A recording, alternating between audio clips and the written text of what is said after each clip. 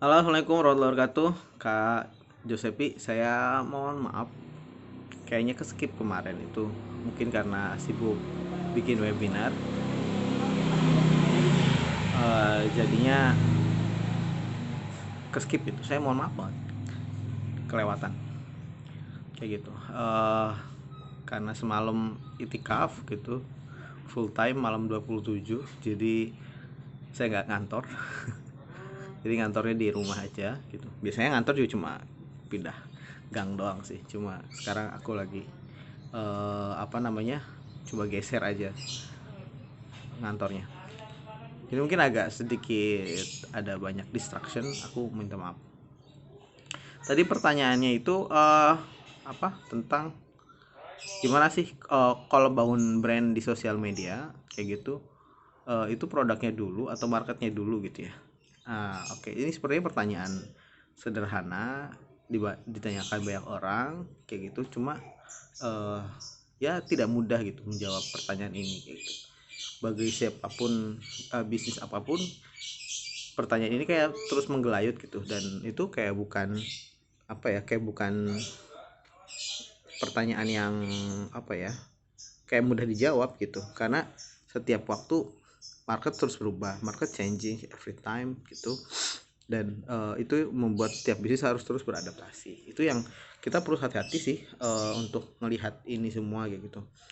Jadi misalnya kita bisa menjawab siapa marketnya, apa produknya yang dibutuhkan kayak gitu. Ini ditambah soundtrack burung ya. Ya bagus lah. Apa namanya, balik lagi, walaupun misalnya orang kayak udah punya settle gitu dengan produknya dan segala macam, udah settle dengan marketnya, itu bukan berarti semuanya tidak akan berubah, enggak juga.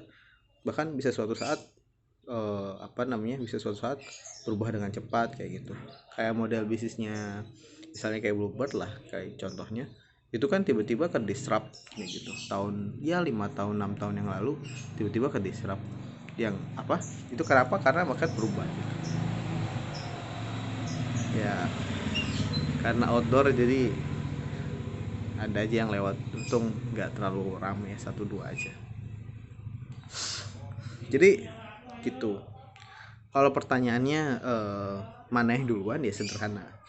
Pertanyaannya, jawabannya adalah market duluan kayak gitu.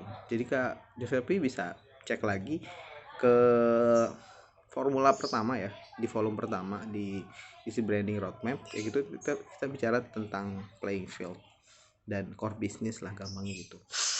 Jadi yang pertama kita bahas itu kan playing fieldnya dulu gitu. Saya nggak bahas produknya dulu kayak gitu. Jadi kalau kita berhasil menjawab semua pertanyaan, semua apa namanya, semua hal yang harus dituntaskan di apa namanya, hal yang harus dituntaskan di volume satu itu kayak gitu, itu apa, kita jadi kayak punya solusi produknya gitu, kita jadi punya something yang dibutuhkan sama market gitu, kita jadi punya petunjuk bahwa sebenarnya market tuh butuh apa sih kayak gitu. Itu kalau kita berhasil menjawab pertanyaan-pertanyaan di volume satu. Selama kita nggak berhasil menjawab pertanyaan di volume satu, ya sama aja bohong, nggak bakal terjadi tuh. Kita bisa jawab pertanyaan-pertanyaan itu, kalau kita nggak bakal bisa punya produk tanpa kita bisa menjawab pertanyaan di produk nomor satu, di volume nomor satu. Jadi kalau saya coba bahas ulang,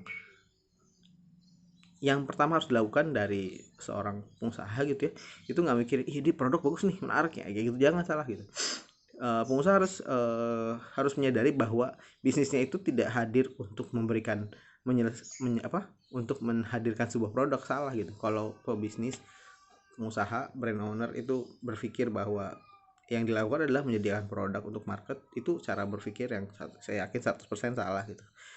Karena sebenarnya yang dilakukan sama bisnis adalah memberikan solusi.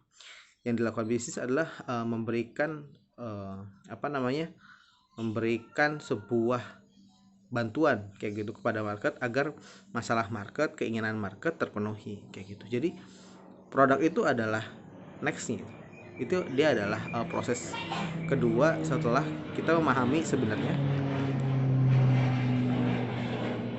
Kalau nggak mobil malah ada pesawat, keren banget sih ini.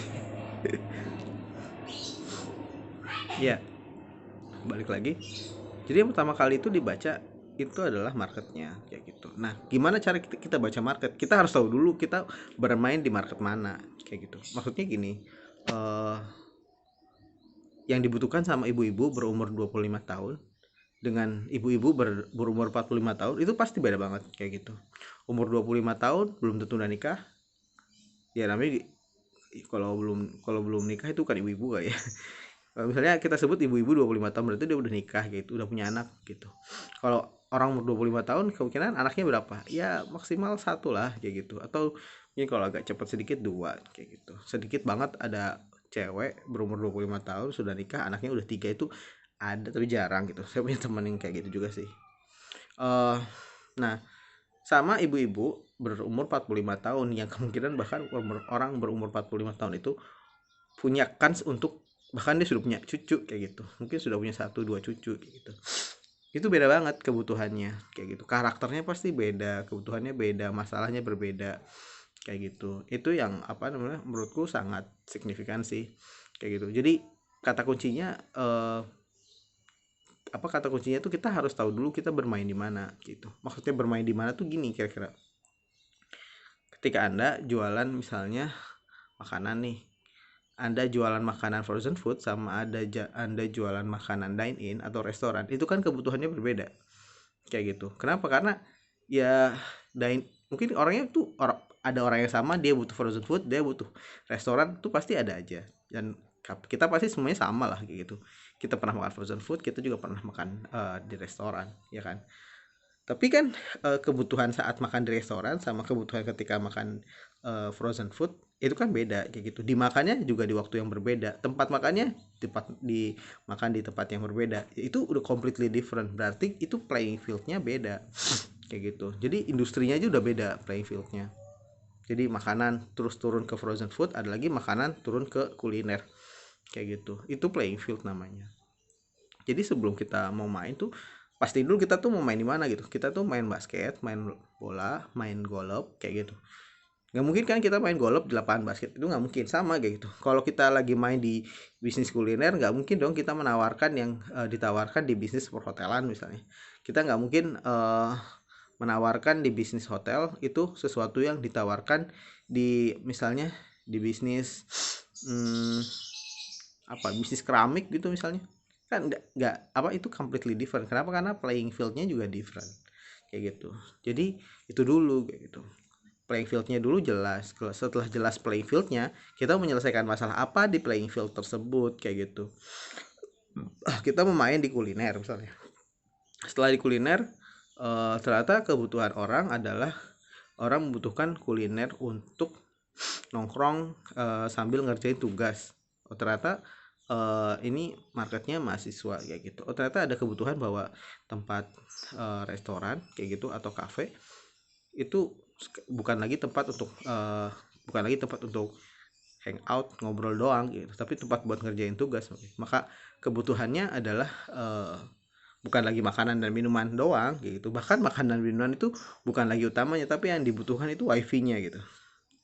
Nah, ketika kita tahu masalahnya adalah tempat untuk ngerjain tugas, ya udah, jadi kita habis itu menurunkan kan produknya apa, makanan yang dijual apa, wifi-nya gratis atau berbayar kayak gitu. Nanti tergantung kecepatan dan segala macam. Jadi abis itu karena kita udah tahu kita main di mana, kita tahu kebutuhannya apa, kita tahu siapa yang butuh, kita jadi bisa men-set up produknya gitu. Nah, jadi kalau produknya cara kita men-set up produk adalah kita memahami tadi playing field, masalahnya apa, siapa yang punya masalah. Dari situ kita bisa punya gambaran apa produk yang ingin kita tawarkan. Kira-kira gitu. Bisa diperdalam di volume 1 lagi. Terima kasih. Assalamualaikum warahmatullahi wabarakatuh.